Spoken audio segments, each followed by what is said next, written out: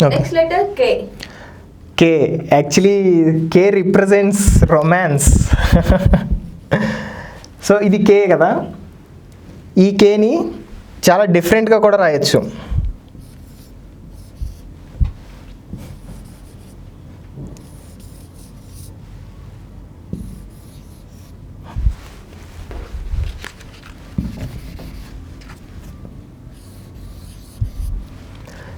ఇక్కడ 6 type of case ఉన్నాయి కదా, ఒక్కొక్క లెటరు ఒక్కొక్క పర్సనాలిటీని రిప్రజెంట్ చేస్తుంది.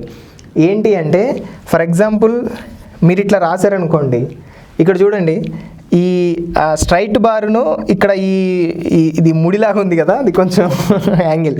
సో ఈ ముడి లాంటిది క్రాస్ అయింది కాబట్టి ఇక్కడ ఈ పర్సనాలిటీస్ ఎలా ఉంటారంటే దే ఆర్ ఇన్ఫ్లుయెన్స్ పీపుల్స్ అంటే వాళ్ళకి ఏదైనా కావాలి అనుకుంటే they are going to influence them what they want to get. So మీరు ఇలా రాస్తున్నారేమో ఒకసారి చెక్ చేసుకోండి. అండ్ ఇంకోటి ఏంటంటే మిమ్మల్ని ఎవరైనా ఇన్ఫ్లుయెన్స్ చేస్తున్నారేమో, ఒకవేళ మీకు ఎవరైనా ఇన్ఫ్లుయెన్స్ అయ్యారు అనుకుంటే ఒకసారి వాళ్ళ హ్యాండ్ రైటింగ్లో ఈ కే చెక్ చేయండి, then you will get the clarity. And ఇలా రాసేవాళ్ళు. అండ్ ఇది చాలామందికి ఇది కనిపించదు. ఇది ఏం రిప్రజెంట్ చేస్తుంది అంటే లాట్స్ ఆఫ్ ఇంటెలిజెన్స్. ఈ కే అప్పర్ జోన్కి వెళ్ళింది అంటే they have a intelligent thoughts. So అది రిప్రజెంట్ చేస్తుంది.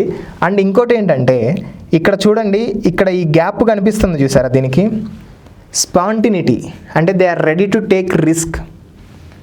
మీరు ఎవరైనా పెద్ద వాళ్ళలో రిస్క్ చేసే వాళ్ళ హ్యాండ్ రైటింగ్స్ చూసుకుంటే ఈ కే చాలా క్లారిటీగా కనిపిస్తుంది మనకి, they are ready to take risk అని. అండ్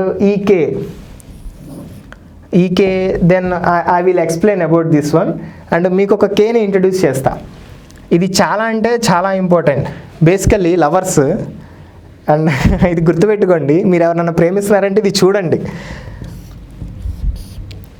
ఇక్కడ చూడండి, స్ట్రైట్ బార్ ఇక్కడ ఉంది, యాంగిల్ ఇక్కడ ఉంది. బేసికల్లీ కే ఎట్లా రాయాలి, ఇట్లా రాయాలి. ఇది ఒరిజినల్ కే కదా, కానీ కొంతమంది ఇలా రాస్తారు.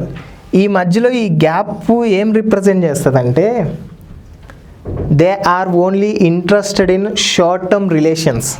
మీరు ఎవరితో రిలేషన్స్తో ఉన్నారు అంటే వాళ్ళ కేని అబ్జర్వ్ చేయండి. ఇలా రాశారు అంటే then they are going to breakup with soonly, very clearly. So you have to analyse this one. వీళ్ళతో ఎక్కువ రోజులు మనం టైం స్పెండ్ చేయలేం.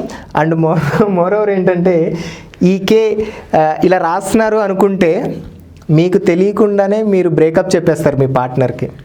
అండ్ ఇంకోటి ఏంటంటే ఇది సెక్షువల్గా సాటిస్ఫై ఎవరైతే అవ్వలేదో వాళ్ళు కూడా ఇలాగే రాస్తారు.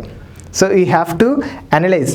సో దీన్ని చేంజ్ చేయాలనుకుంటే జస్ట్ లైక్ ఇలా రాయండి.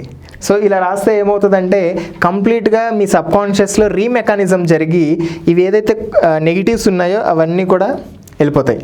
సో ఇది ఏమంటే ఫుల్ ఆఫ్ పాజిటివ్ క్లారిటీ ఉంటుంది, ఏం చేయాలి, ఎప్పుడు చేయాలి, ఎలా చేయాలి అనే దానికి ఇది క్లారిటీగా రిప్రజెంట్ చేస్తుంది అనమాట. సో అర్థమైంది అనుకుంటున్నాను నేను. ఒకసారి ఈ కే అయితే గుర్తుపెట్టుకోండి మీరు రిలేషన్షిప్లో ఉంటే.